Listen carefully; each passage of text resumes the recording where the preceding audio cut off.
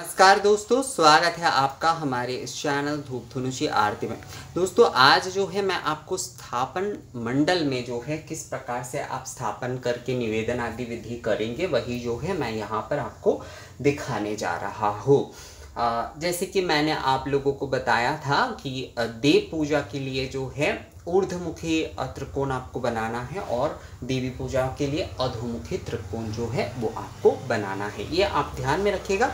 सर्वप्रथम जो है आपको त्रिकोण बनाना है, उसके बाद वृत्त और उसके बाद जो है चतुष्कोण बनाना है। ये बात ध्यान में रखिएगा दोस्तों। जब भी आप सामान्य अर्घ स्थापन कर रहे हैं, मतलब कोशाकुशी स्थापन कर रहे हैं, तो वो कलश के सामने होगा। जब आप विशेष अर्घ स्थापन कर रहे हैं तो वो जो है कलश के थोड़ा बाहिने तरफ होगा। जब आप धूप स्थापन कर रहे हैं तो वो देवताओं के बाहिने तरफ होगा। जब आप दीप स्थापन कर रहे हैं तो इस स्थापन मंडल को जो है आपको घृत के दीपक जो है अगर है तो उसे बाहिने तरफ आपको करना चाहिए।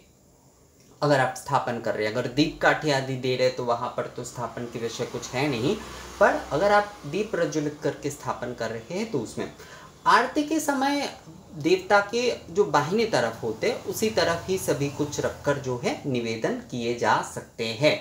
यानी कि धूप दीप आदि जो है वो देवता के बाहिने तरफ रखते हुए जो है आप निवेदन कर सकते हैं। धूप दीप आदि जो है तो उसमें जो है आप देवता के बाहिने तरफ रख के मंडल बनाते हुए जो उसके ऊपर स्थापन करके निवेदन कर सकते हैं।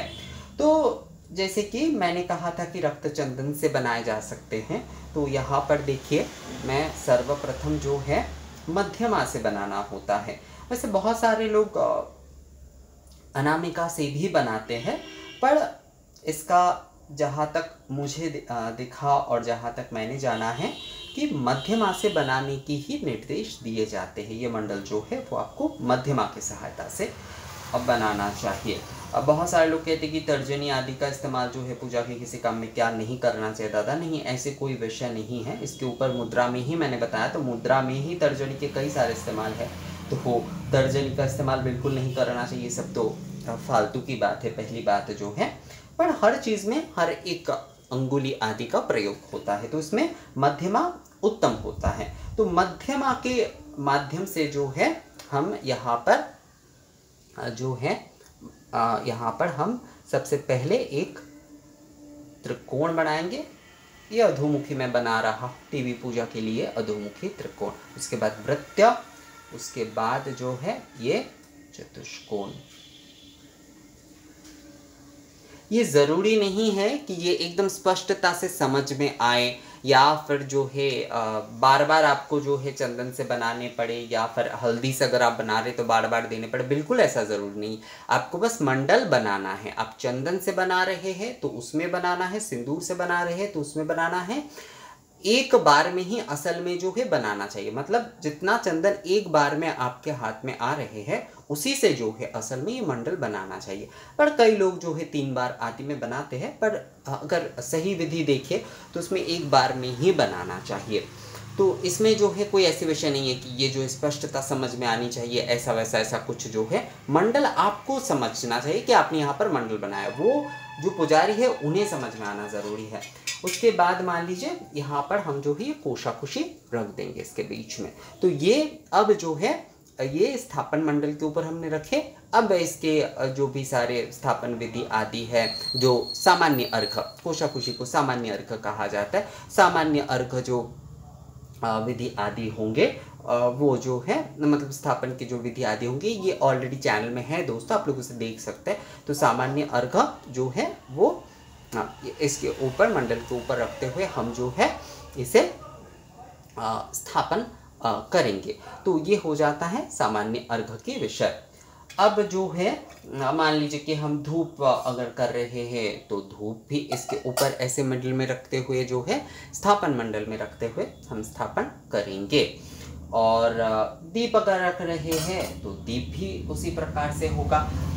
नैवेद्य अगर रख रहे हैं तो नैवेद्य भी जो है उसी प्रकार से हम रखते हुए स्थापन मंडल के ऊपर रखते हुए अब जो है निवेदन विधि आदि से शोधन आदि जो कुछ भी होता है वो हम करेंगे।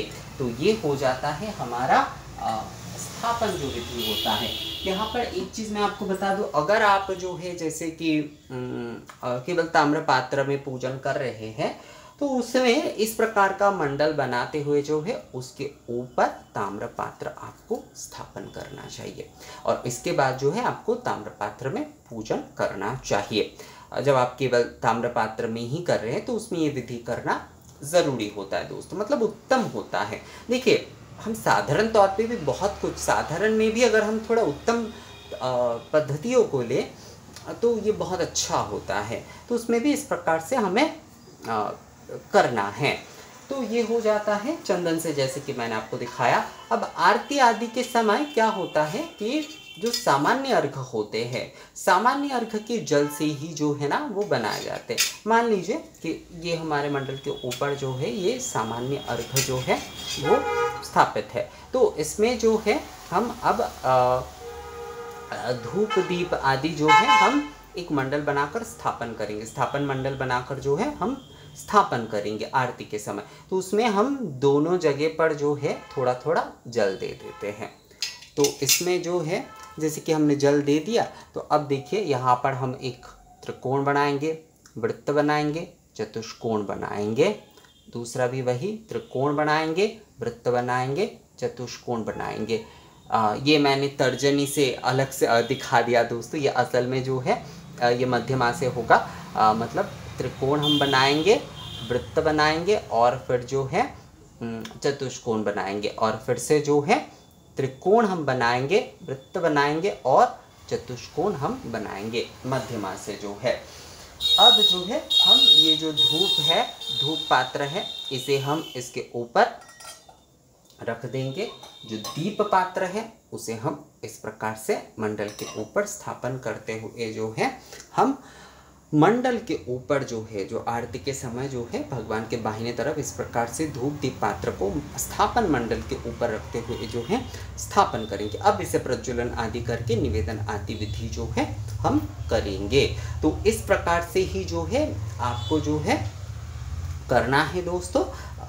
यही जो है स्थापन मंडल के विधि होते हैं, यानी कि स्थापन अगर आप कर रहे हैं, सामान्य अर्घ जो है आप जो है धूप दीप नैवेद्य बोल लीजिए या फिर ताम्र पात्र में पूजन कर रहे हैं, तो वो सारे यानी कि सामान्य अर्घ, विशेष अर्घ, ताम्र पात्र में केवल पूजन कर रहे हैं तो वो, अगर आप धूप दीप स्थापन कर रहे हैं तो वो। देखिए जैसे कि कई लोग अगरबत्ती दिखाकर ही धूप निवेदन करते, तो उनमें ज़रूरी नहीं होता, पर धुंची में अगर आप कर रहे हैं तो उसमें अगर ये मंडल बनाकर उसके ऊपर आप स्थापन करके करते हैं तो वो सही होता है सबसे जो है। नैवेद्य में जो है आप ये मंडल बनाकर स्थापन कर सकते हैं।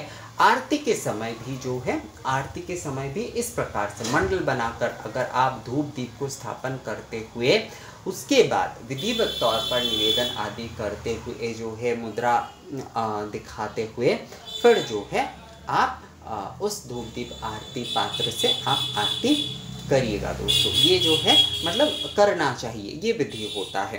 तो इस प्रकार से जो है स्थापन मंडल के ऊपर जो है इस प्रकार से स्थापन किए जाएंगे। तो मुझे लगता है दोस्तों आप लोगों को समझ में आ गया है कि किस प्रकार से जो है मंडल बनाना चाहिए।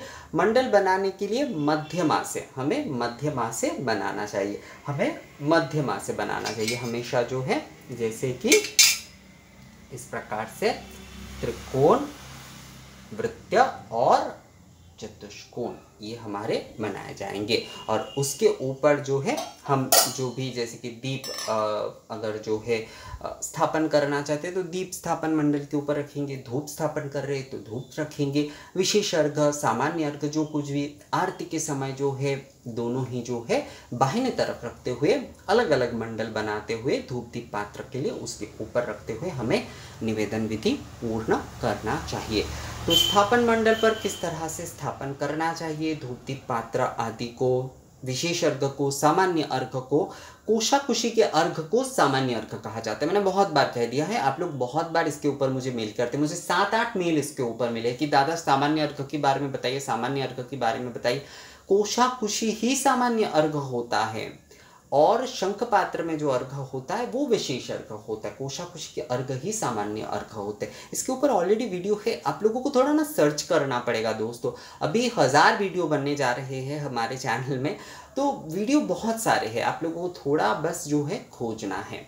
तो मुझे लगता है दोस्तों ये वीडियो जो है स्थापन मंडल के ऊपर किस प्रकार से स्थापन करना चाहिए वो आप लोगों को समझ में आ गया है। स्थापन मंडल आप हल्दी, कुमकुम आदि सभी से बना सकते हैं, चावल से भी, दक्षिण में जैसे चावल से भी बनाया जाता है तो उसमें भी बनाए जा सकते हैं। पर चंदन और जो जल होता है, मतलब आरती के समय कर रहे हैं या फिर मान लीजिए नैवेद्य आदि प्रदान के समय जब आप कर रहे हैं तो सामान्य अर्घ के जो जल है उससे ही, क्योंकि वो सप्त नदी के समान जल होते हैं, तो उस जल से ही जो है ना आप ये मंडल बना सकते हैं दोस्तों। तो दोस्तों ये वीडियो कैसा लगा मुझे कमेंट्स करके ज़रूर बताइएगा। अगर ये वीडियो अच्छा लगा है तो इसे लाइक और शेयर ज़रूर कर दीजिएगा। मिलते हैं आपसे अगले वीडियो में, तब तक के लिए नमस्कार।